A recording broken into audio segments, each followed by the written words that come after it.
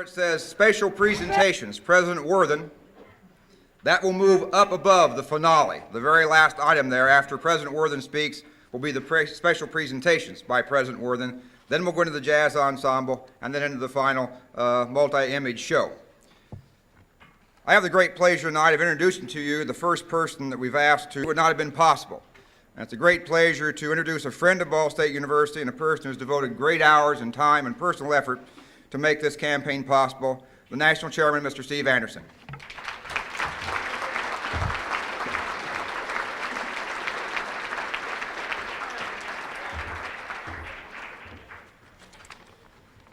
Well, this is a proud moment for the university, and it's a proud moment for each of us that are here tonight.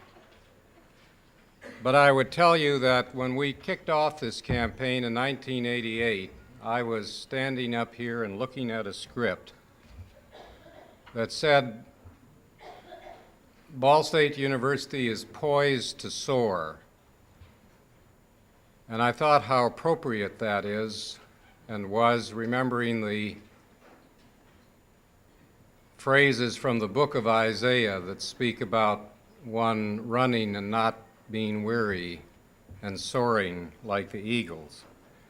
And I walked out that night with that kind of exhilaration in 1988. But somebody asked me as I was leaving the convention center whether we were talking about the wings of an eagle or an ostrich. And tonight, my goodness, we were talking about the wings of an eagle. An effort that ran and ran well and did not get weary, and a university that did indeed soar and is soaring. On that evening in November of 1988, we announced the goal of $40 million for the Wings campaign. By the end of 1988, that figure was $17,900,000. And the story of the campaign is one of continued progress toward the goal, solid but non-dramatic. By the end of 1989, the figure had reached $22,243,000. A year later, at year-end 1990, the figure was campaign workers recorded a final figure of $36,064,000. Tonight, it's my pleasure on behalf of all of you to announce that our final total for the Wings for the Future campaign is $44,100,000.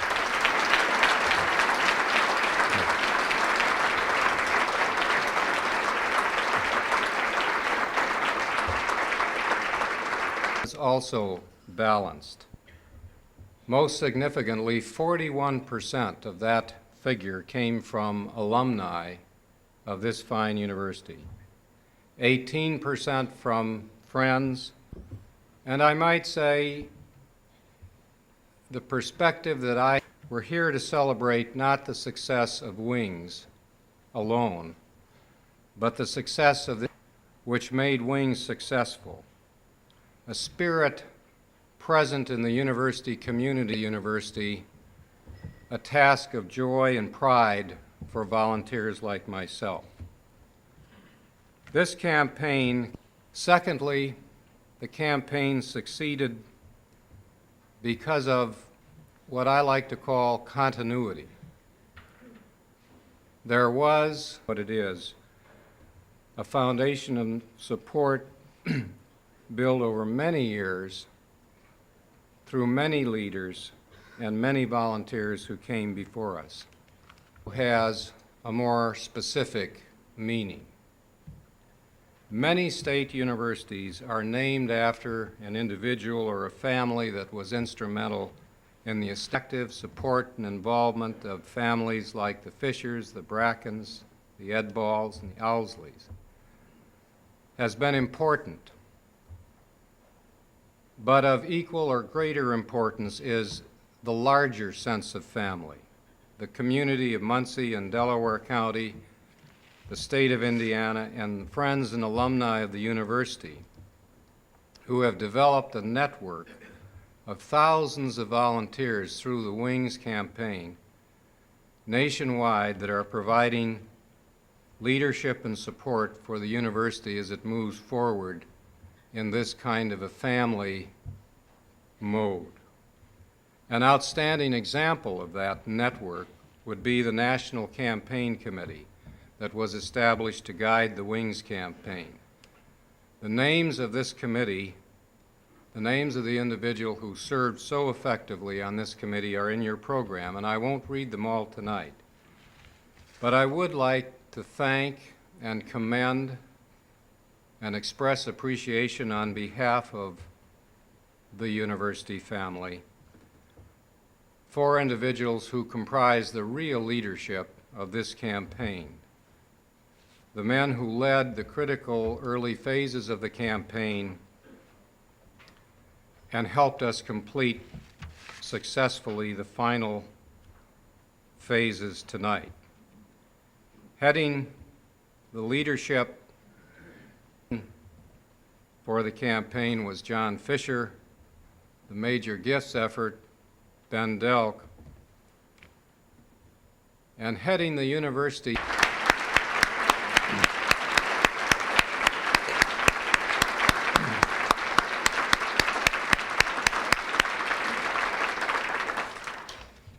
at the National Campaign Committee this morning, I made an observation the success of any capital campaign depends on, obviously, two factors in addition to good leadership and good volunteers. The first, realistically, is having a small group of individuals or corporations that will make major lead gifts. The second, and certainly of equal importance, is having a broad base, a very broad base of thousands of alumni and friends that follow the leadership example of this smaller group and provide gifts of all sizes. And it is the latter that happens so significantly in this campaign when these leadership gifts came. Now, it isn't possible tonight to acknowledge individually all of the gifts that came to Wings. But I would like to take the opportunity to acknowledge 9 contributions of over $1 million. Many of these were these early campaign leadership gifts that inspired us to reach the remainder of the campaign goal. I'd like to read the names of these 9 donors and ask that each or a representative of each stand, if present, when I have completed the list, and I ask you to hold your applause until all names have been read. The George and Frances Ball Foundation, the Ball Brothers Foundation, Mr. and Mrs. John Fisher, the Alexander and Rosemary Bracken family, Irving Brothers Stone and Gravel Company, Irving Materials Incorporated, Edmund and Virginia Ball, David T. Owlsley, and 3Com Corporation. Would you kindly stand if representatives or individuals are there briefly, and we would like to express our thanks to you.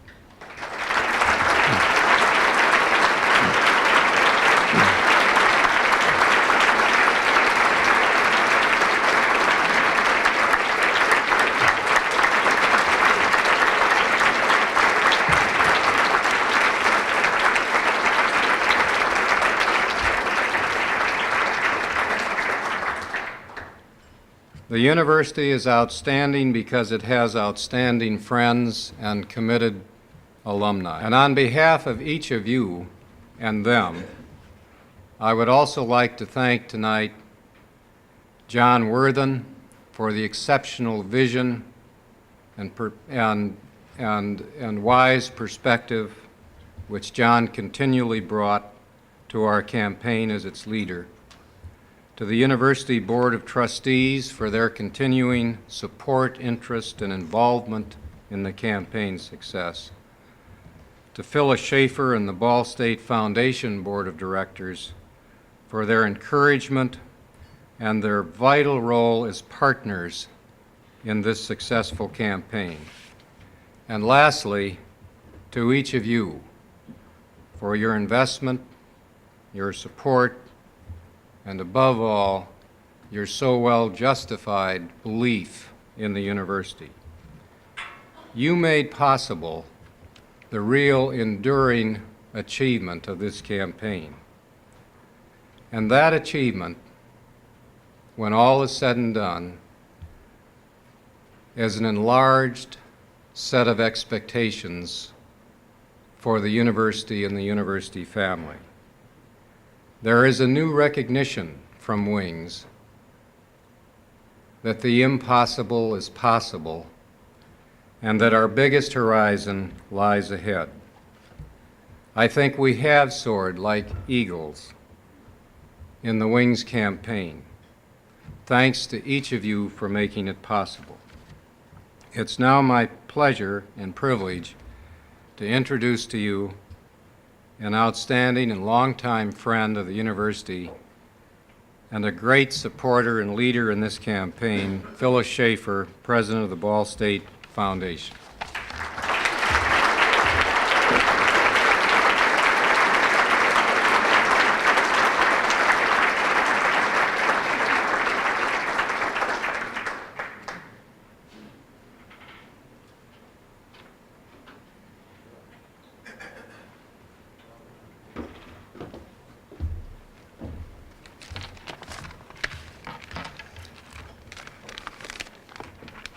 There you are down there.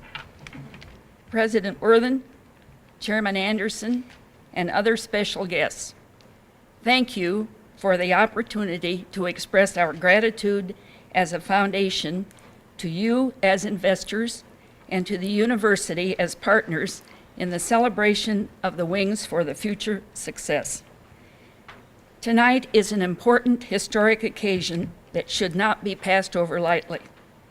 We celebrate the successful completion of the university's first comprehensive campaign, but we also celebrate how the efforts of the Wings have caused us to raise our sights as a university community. We are here tonight because we believe higher education can help build a stronger tomorrow. Wings has taught us that additional resources and volunteer leadership can help elevate Ball State to that stronger tomorrow. I join Steve in saying thank you for your investments of time, resources, and leadership. The university and the foundation continue to grow because of your commitment. Wings for the Future has assured that Ball State will continue to impact Indiana higher education. And it becomes my pleasure to introduce John Worthen, President of the University.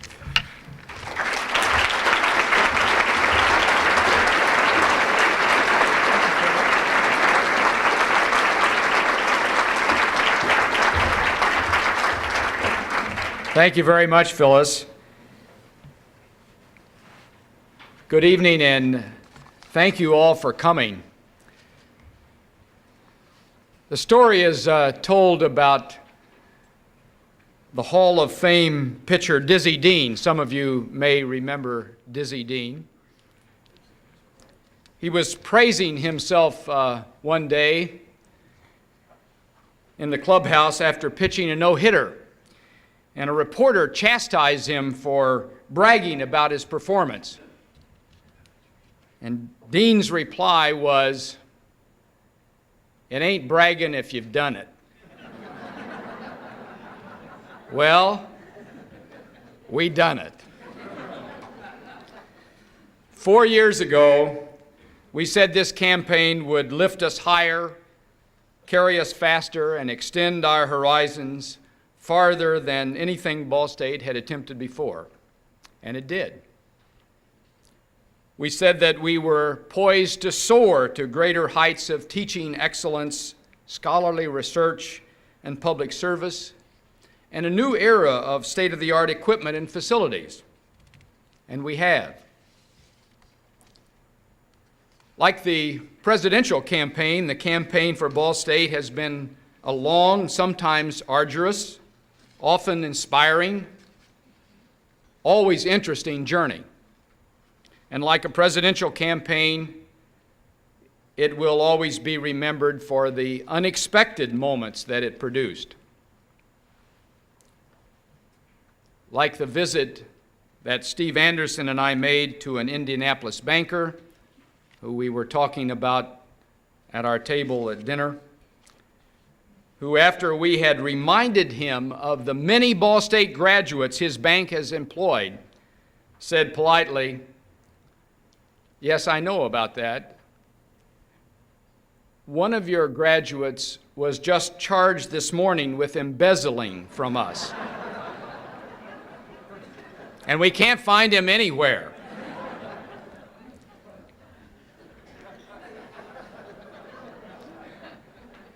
And then he added, "But he did learn one thing. He knew when to leave." Another memory that I have, I remember the old Ben Delk.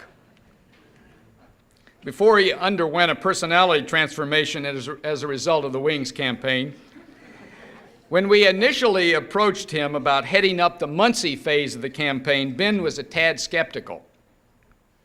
He thought perhaps the goals we had set were a bit high. I believe his words were something like, "I think you've lost your minds." But by the end of the campaign, Ben Delk was a bulldog. We made one solicitation call together where I practically had to drag him out of the office because Ben wasn't going to leave until he got that solicitation, that pledge card signed.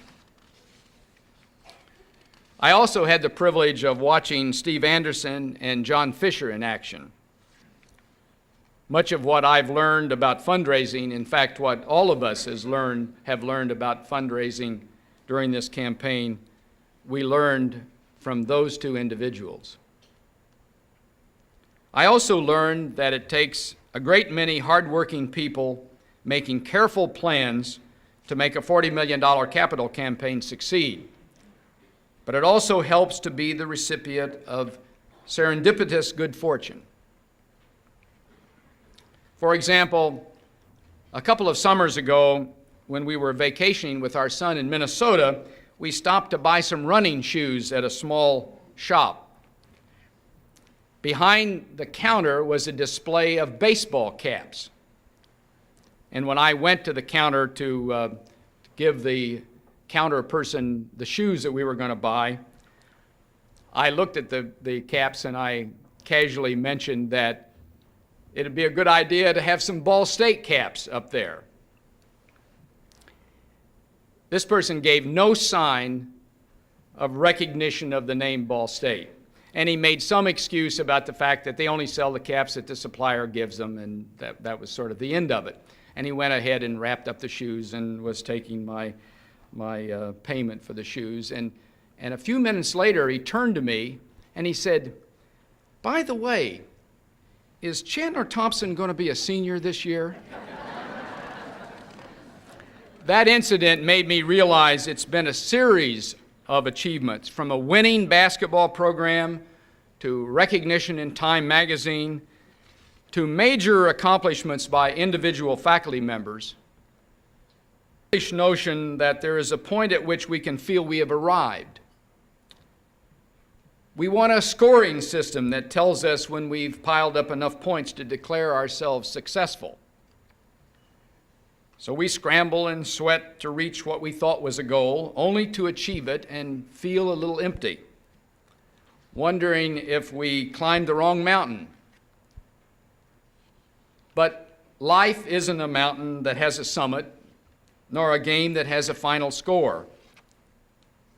Life is an endless unfolding, an endless process of discovery, and an endless confrontation with the challenges we find ourselves facing. The challenges keep coming, and the challenges keep changing. It's true for people. It's true as well for universities. So tonight, we celebrate not so much a victory won or a mountain climbed, but a challenge met.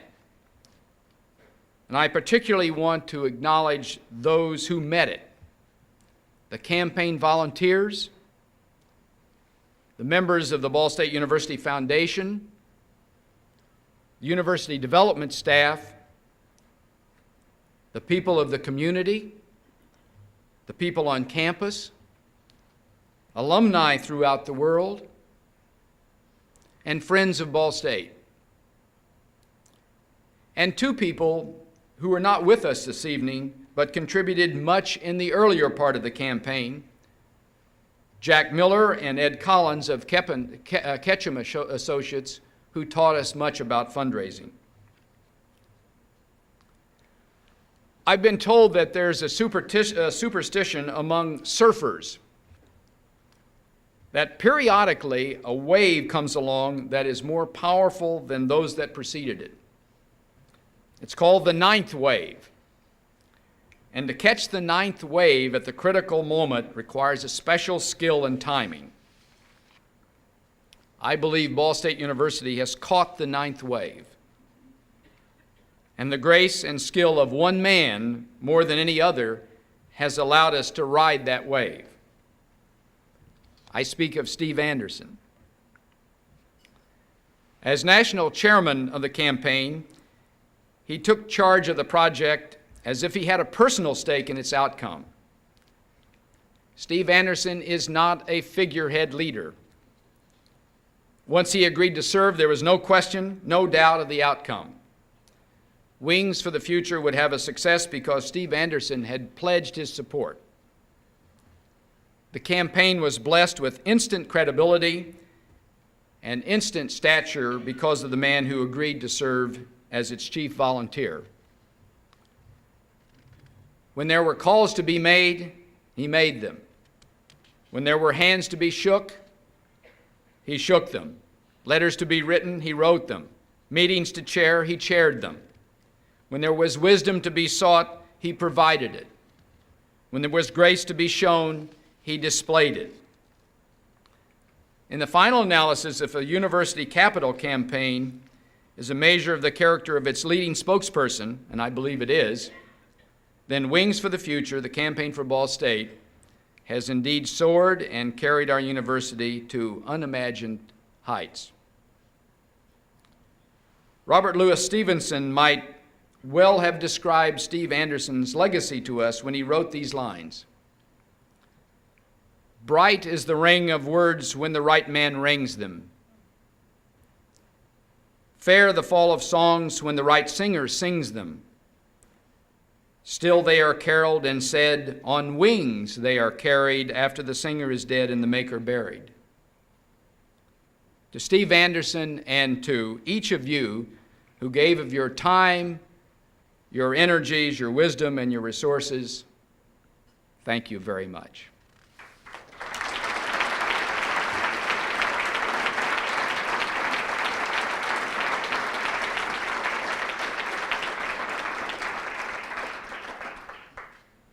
Steve, would you please join me at the podium?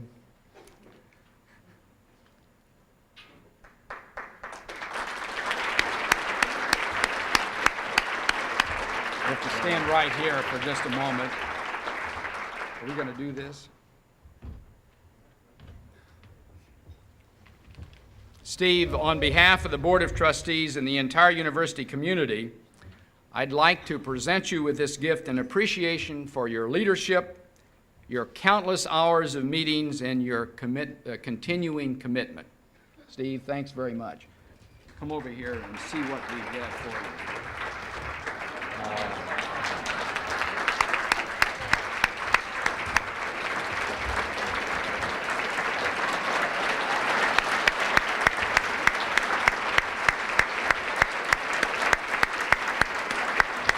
I sat and listened to what John said about me, and I was reminded of the story of the fellow who died and 3 days later had the opportunity to see what was written on his tombstone.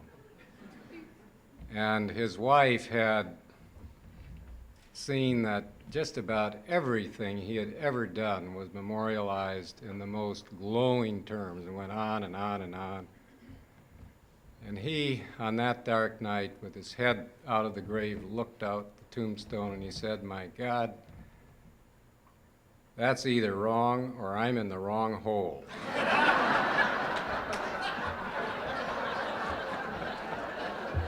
John, I have not been in a hole these last 5 years, and I accept this chair with full recognition that it was earned by all of these people here tonight. Thank you very much.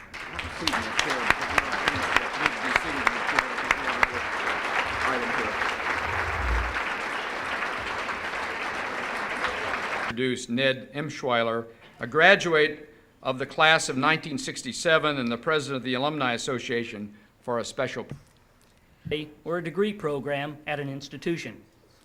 The key word is earned.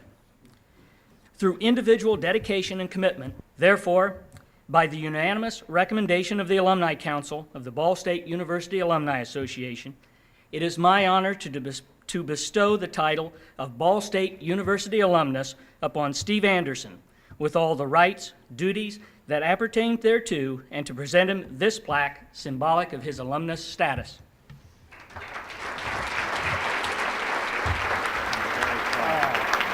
Very proud. We really appreciate it. Thank you.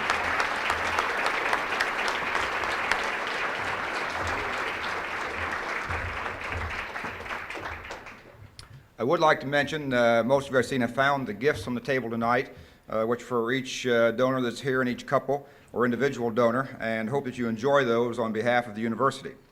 The entertainment tonight is to be provided by one of Ball State's famous groups from the College of Fine Arts, the Ball State University Jazz Ensemble, under the direction of Lou Fisher. So Jazz Ensemble, take it away.